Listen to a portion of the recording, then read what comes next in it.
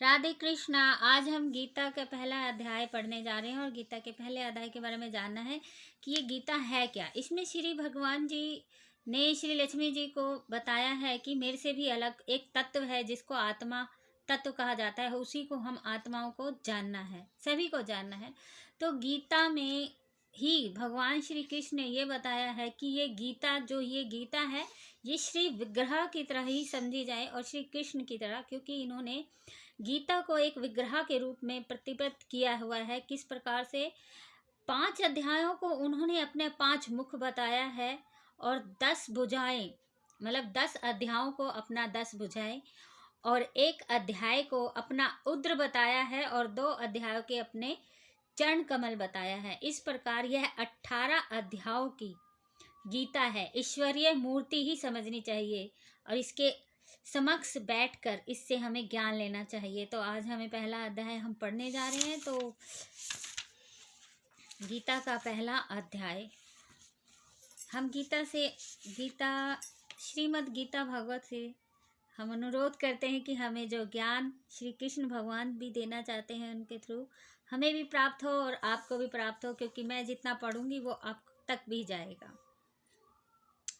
श्रीमद् गीता का पहला अध्याय। ओम श्री परमात्मा ने नमः। धृतराष्ट्र बोले, हे संजय, धर्म भूमि कुरुक्षेत्र में इकट्ठे हुए युद्ध की इच्छा करने वाले मेरे और पांडु के पुत्र ने क्या किया। इस पर संजय बोले, उस समय राजा दुर्योधन व्यूह रचना पांडवों की सेनाओं को देखकर और द्रोणाचार्य के पास जाकर यह कहते हैं, हे आचार्य, आपके बुद्धिमान शिष्य द्रुपद पुत्र धृष्टद्युम्न व्यूहकार खड़ी की हुई पांडुपुत्र की इस बड़ी भारी सैनिकों को देखकर इस सेना में बड़े बड़े धनुष वाले युद्ध भीम और अर्जुन के समान बहुत से सूरवीर हैं, जैसे सात्यकी, विराट, महारथी आदि, और दृष्ट केतु, चेकितान और बलवान काशीराज सभी प्राक्रमिक लोग हैं। हे ब्राह्मण श्रेष्ठ, आपके पक्ष में भी जो जो प्रधान हैं उनको आप समझ लीजिए। आपके जानने के लिए मेरी सेना को जो जो सेनापति है उनको कहता हूँ। एक तो स्वयं आप और पितामह भीष्म तथा कर्ण और संग्राम विजय कृपाचार्य तथा वैसे ही अश्वत्थामा, विकर्ण और आदि पुत्र तथा और भी बहुत से शूरवीर अनेक प्रकार के शस्त्र से युक्त मेरे लिए अपनी जीवन को त्यागने की इच्छा से इस युद्ध में खड़े हुए। भीष्म पितामह द्वारा रक्षित हमारी यह सेना सब प्रकार से अजय है, जो इसको कोई नहीं हरा सकता। भीम द्वारा रक्षित इन लोगों की यह सेना जीतने में सुगम है, इसलिए सब मोर्चा पर अपनी अपनी जगह स्थित रहते हुए आप लोग सबके सभी निस्संदेह भीष्म पितामह की सभी ओर से रक्षा कीजिए।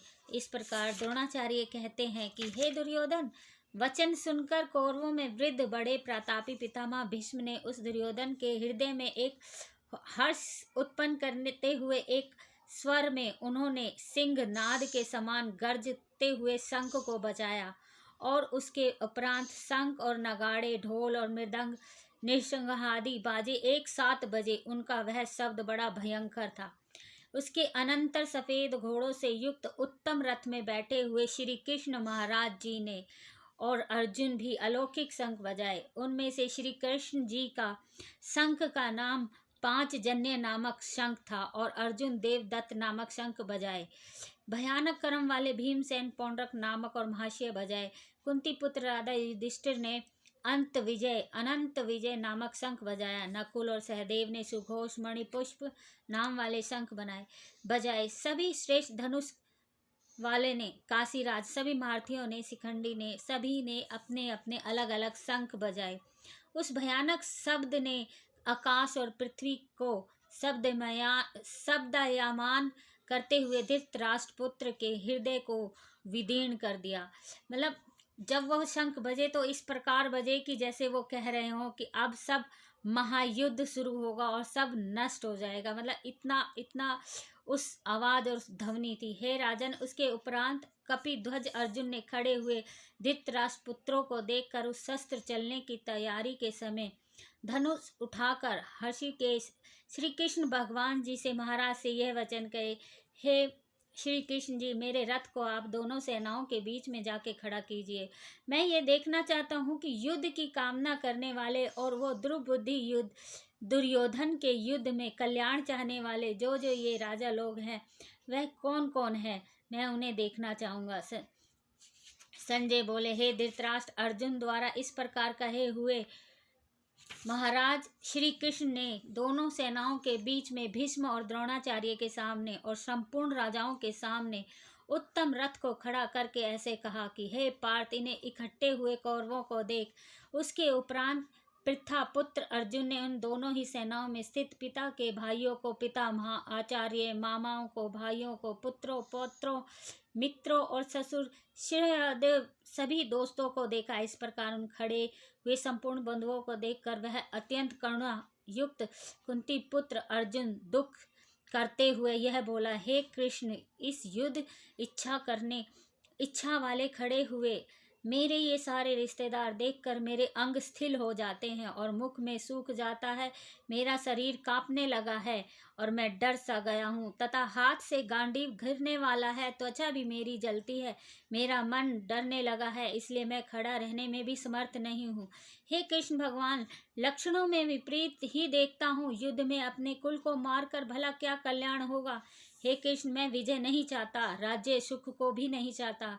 हे गोविंद, हमें राज्य से क्या प्रयोजन है अथवा भोगों से और जीवन से भी क्या प्रयोजन है, क्योंकि हमें जिनके राज्य, भोग और सुख आदि की इच्छा है वो तो इसी युद्ध भूमि में खड़े हुए मरने के लिए तैयार हैं गुरुजन। इसलिए हे मधुसूदन, मुझे मारने पर भी अथवा इसलिए हे मधुसूदन, मुझे मारने पर भी अथवा तीनों लोक के राज्य के लिए भी मैं इन सब को मारना नहीं चाहता। फिर पृथ्वी के लिए तो कहना ही क्या है। हे जनार्दन, धृतराष्ट्र के पुत्रों को मारकर भी हमें क्या प्रसन्नता होगी।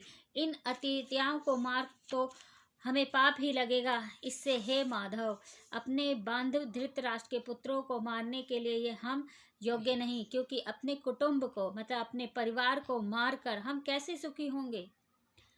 लालच भ्रष्ट हुए ये लोग कुल के नाश को दोष कर रहे हैं, मित्रों के साथ विरोध करने में पाप को भी नहीं देख रहे। परंतु हे कृष्ण, कुल के नाश करने से दोषों को जानने वाले हम लोग इस पाप से हटने के लिए क्यों नहीं विचार करना चाहिए, क्योंकि कुल के नाश होने से सनातन कुल धर्म नष्ट हो जाता है। धर्म के नाश होने से संपूर्ण कुल पाप भी बहुत दबा लेता है तथा हे कृष्ण, पाप के अधिक बढ़ जाने से कुल की स्त्रियां दूषित हो जाती हैं और स्त्रियों के दूषित होने पर वर्ण संकरण उत्पन्न होता है और वह वर्ण संकरण कुल घातिया और कुल नरक में जानने के लिए तैयार होते हैं।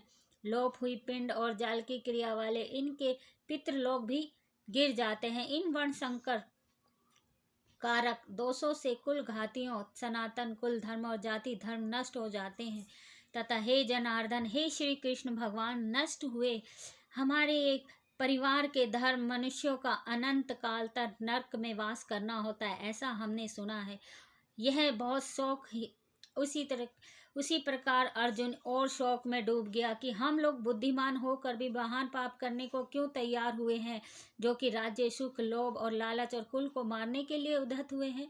यदि मैं शस्त्र रहित हो जाऊं और मेरे पास कोई शस्त्र ना हो, न समान हो करने वाले पर शस्त्रधारी धृतराष्ट्र के पुत्र रण में मुझे मार भी दे तो मेरा अत्यंत कल्याणकारी होगा। मैं चूँ भी नहीं करूँगा, पर मैं यह युद्ध नहीं लड़ूंगा। संजय बोले, रणभूमि में शोक से उद्गिन मन वाले अर्जुन इस प्रकार कहकर बाण सहित धनुष को त्याग कर रथ से उतरकर बैठ गए और शोक से बोले, हे कृष्ण भगवान, मैं ये युद्ध किसी कीमत पर नहीं लड़ूंगा। इति श्रीमद् भागवतः उपनिषद एवं ब्रह्म विद्या योग शास्त्री विषय कहा श्री कृष्ण अर्जुन के संवाद में अर्जुन विषय योग नाम का पहला अध्याय समाप्त।